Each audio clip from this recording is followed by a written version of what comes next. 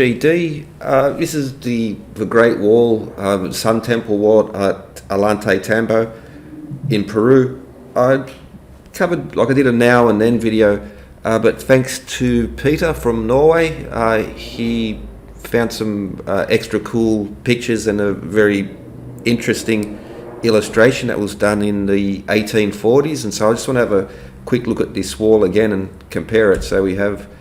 So here's one of the older photos. Here's another. There's another one. And this is the Johann Moritz Rugendas from 1843. And that's his illustration. There's a close-up of it. Okay, so back to the wall as it is now. I mentioned this before, but these are not crude Inca, that later period. That is a modern, restoration attempt. So we look at the older photos, and we can see how it used to be. This is around the 1900s, 1920s.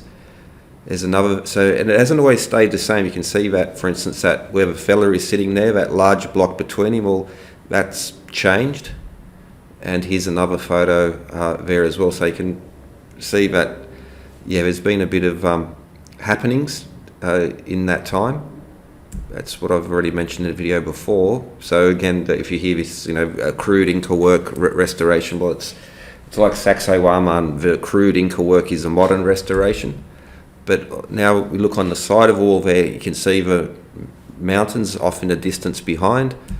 But in the older photos, you can see there was an extension of a wall there.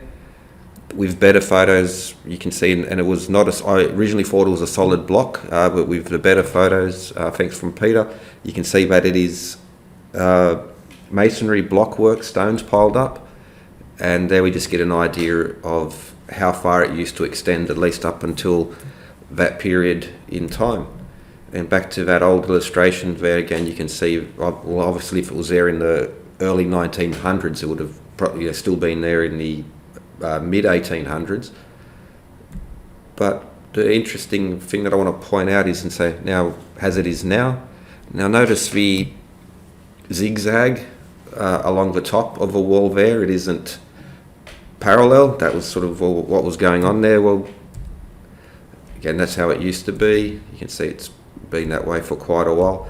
But going back to 1840s, you can see that there were, I don't know what you call it, like a lintel stone, a capping stone would be more apt description. So it was nice, flush and flat in the past.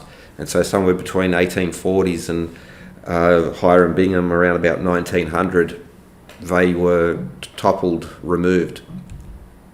And so that's, just get an idea, so it should have been something like that. Nice, flat, bit cleaner. All right, but now we take a look at these blocks down here on the floor, and we can see, so these are a modern moving restoration. So we see like the older photos, again, I think this is Chambri around about 1920, 1930, but you can see those blocks there. Again, there they are, and another example of those blocks. Now the big one, and you see now they've added another stone in the middle, so there's something, that's been added since then, and why they would place those there. But what I want to show is we go further. So we take that block, and if I trim it, it very closely fits that profile up there. Now, so that would match that older illustration from the 1840s. However, I'll show you in a moment, but that could be where it formerly was. And now if I trim it and place it up there, now I've adjusted it so it's not as big. I've adjusted for perspective. I've probably over adjusted it, and because it's partially buried, so where I've included that in there so you can see it's it is a fairly close fit, at least from what I can do with this photo. Alright, so that would explain, these were like capping blocks, that were on top that would give it a nice horizontal across the top of a wall there. But there's another possibility, and that is because, again, I had to adjust this a little bit too much for perspective. So where it is at the top, I have shrunk it a little bit for perspective, but probably a little bit too much. I'm not quite comfortable with it. It could be, but there was another possibility, and that is that it was once here on top of that section. All right, so just a bit of just having an examination. Obviously, there'll be more to come in regards to Ollantaytambo, and I'll get into Saxo Waman and the quarrying and the moving there as well, but we'll cover this site first.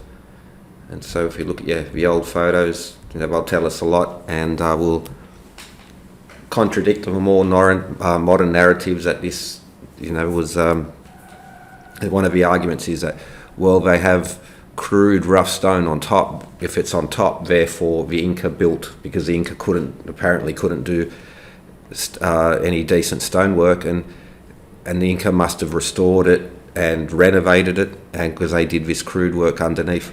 Well, again, that's just not correct, because this was, this is modern restoration, and that's something that I mentioned Saxo Waman, and even in Machu Picchu, where it's modern restoration, and they've just basically slapped it together. But yeah, so the wall has that zigzag now, but that was not always the case. There used to be a line of casing stones there, giving it a nice horizontal, and it would,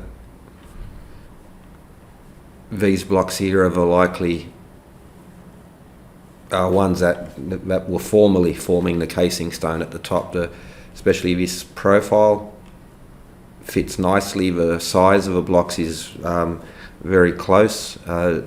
Analysing it like this with photos, because again, there is a perspective issue. They should, need to shrink it a little bit, but just thought for those who are interested that this might be interesting. And with that, cheers and have a good one.